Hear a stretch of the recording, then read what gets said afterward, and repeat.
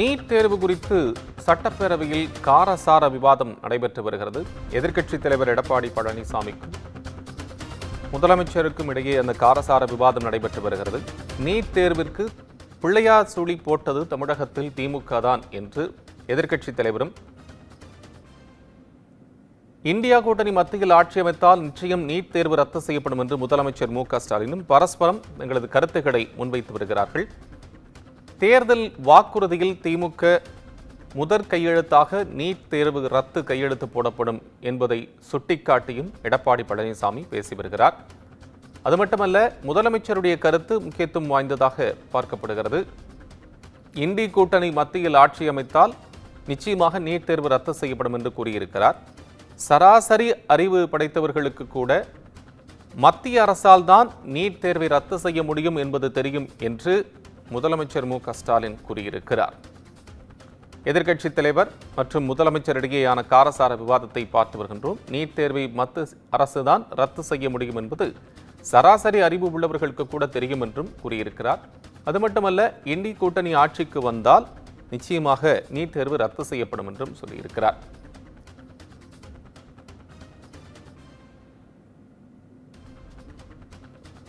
தமிழகத்திற்கு நீட் தேர்வு வருவதற்கான பிள்ளையார் சுழி போட்டது திமுக தான் என்று இபிஎஸ் கூற, அதற்கு மத்திய அரசுதான் நீட் தேர்வை ரத்து செய்ய முடியும் என்று சராசரி அறிவு படைத்தவர்களுக்கு கூட தெரியும் என்றும், இந்தி கூட்டணி ஆட்சி அமைத்தால் நீட் தேர்வு ரத்து செய்யப்படும் என்றும் முதலமைச்சர் அதற்கு பதிலடி கொடுக்கும் வகையில் பேசியிருக்கிறார்.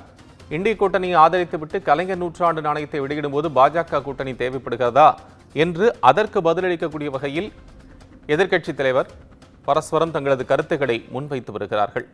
கூட்டணியில் இருப்பவர்களுக்கு வால் பிடிக்கும் கட்சி அதிமுக இல்லை. எதுவாக இருந்தாலும் மக்கள் விரோத போக்கு இருந்தால் நிச்சயமாக அதை எதிர்ப்போம் என்றும் இபிஎஸ் பேசியிருக்கிறார். சட்டப்பேரவையில் நீட் தேர்வு விவகாரம் தொடர்பாக காரசார விவாதம் நடைபெற்று வருகிறது.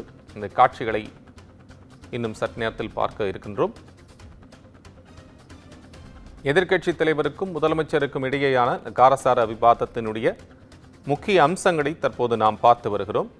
இந்தி கூட்டணியை ஆதரித்துவிட்டு கலைஞர் நூற்றாண்டு நாணயம் வெளியிடுவதற்கு மட்டும் பாஜகவுடைய ஆதரவு தேவைப்படுகிறதா என்று ராஜ்நாத் சிங் அவர்கள், மத்திய அமைச்சர், பாதுகாப்புத்துறை அமைச்சர் ராஜ்நாத் சிங் வந்ததை சுட்டிக்காட்டி எதிர்க்கட்சித் தலைவர் எடப்பாடி பழனிசாமி பேரவையில் கேள்வி எழுப்பியிருக்கிறார்.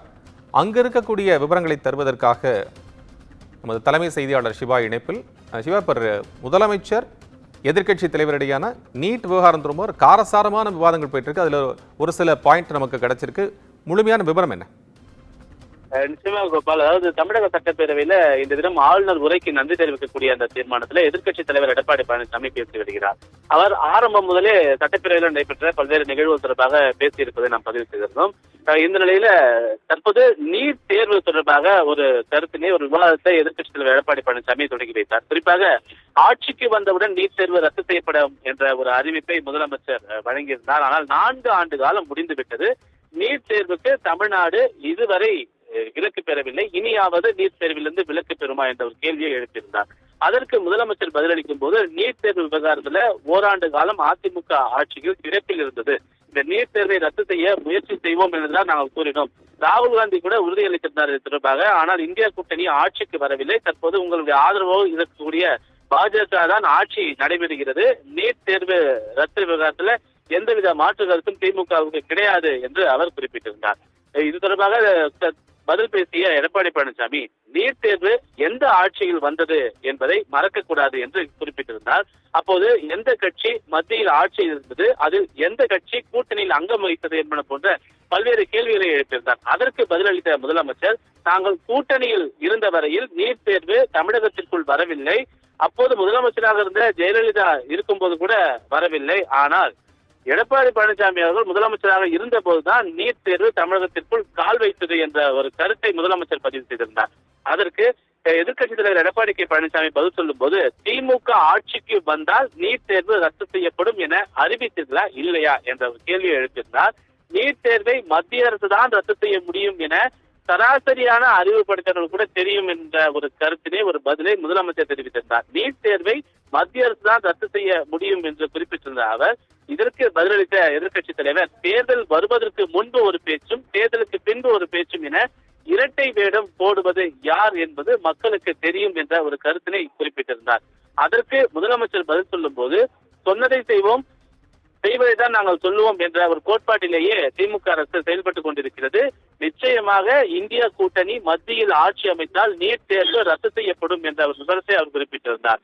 நீட் தேர்வு தமிழகத்திற்குள் வருவதற்கே இப்போது இந்தியா கூட்டணியில் இருக்கக்கூடிய காங்கிரசும் கூட்டணியில் அங்கம் வைத்த திமுகவும் தான் காரணம் என்பதை அவர் எடப்பாடி பழனிசாமி குற்றம் சாட்டியிருந்தார். இந்த நிலையில 2021 சட்டமன்ற தேர்தலின் போது நீதிமன்றத்தில் வழக்கு இருக்கிறது என்று அப்போதே திமுகவுக்கு நன்றாக தெரிந்திருந்தும் கூட ஆட்சிக்கு வர வேண்டும், மக்களை ஏமாற்ற வேண்டும் என்பதற்காக இந்த நீட் தேர்வு ரத்து என்ற நாடகத்தை கையில் எடுத்தார்கள் என்ற குற்றச்சாட்டை முன்வைத்திருந்தார்.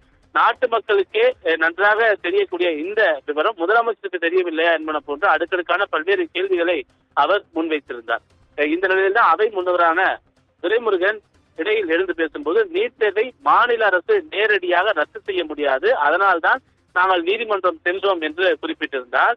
நீட் தேர்வுக்கு யார் பிள்ளையார் சொல்லி போட்டது என்பது நாட்டு மக்களுக்கு நன்றாக தெரியும் என்று குறிப்பிட்டிருந்த எதிர்க்கட்சி தலைவர், அப்போது நாங்கள் கூட்டணியில் இருந்தாலும் அந்த விவகாரத்தை ஏற்கவில்லை என்று முதலமைச்சர் மு.க.ஸ்டாலின் பதிலளித்திருந்தார். இவ்வாறு இந்த விவாதம் சென்று கொண்டிருக்கும் போது இரட்டை வேடம் போடுவதாக எதிர்க்கட்சி தலைவர் எடப்பாடி பழனிசாமி பேசிய அந்த கருத்துக்கு முதலமைச்சர் மு.க.ஸ்டாலின், நாங்கள் இரட்டை வேடம் போடுகிறோம், ஆனால் நீங்கள் கள்ள நாடகம் ஆடுகிறீர்கள், 4 வேடம் போடுகிறீர்கள் என்ற ஒரு கருத்தை அவர் முன்வைத்திருந்தார். அதற்கு எதிர்க்கட்சி தலைவர் எடப்பாடி பழனிசாமி பேசும்போது, திமுக தற்போது கூட்டணியில் இருப்பது இந்தியா கூட்டணியாக இருந்தாலும் கலைஞர் நூற்றாண்டு நாணயம் வெளியிடுவதற்கு அவர்களுக்கு பாஜக கூட்டணி தேவைப்படுகிறது என்ற ஒரு குற்றச்சாட்டை முன்வைத்திருந்தார்.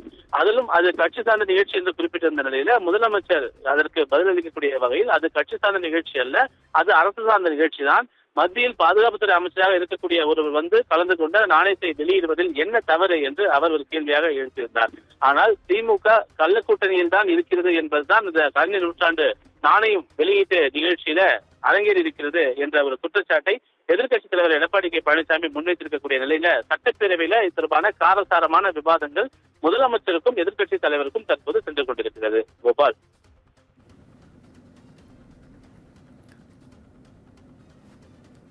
நீட் தேர்வு விவகாரம் தொடர்பாக எதிர்க்கட்சி தலைவர் மற்றும் முதலமைச்சர் இடையே ஆன காரசார விவாதம் குறித்த உங்கள் அண்மை விவரங்களுக்கு நன்றி சிவா.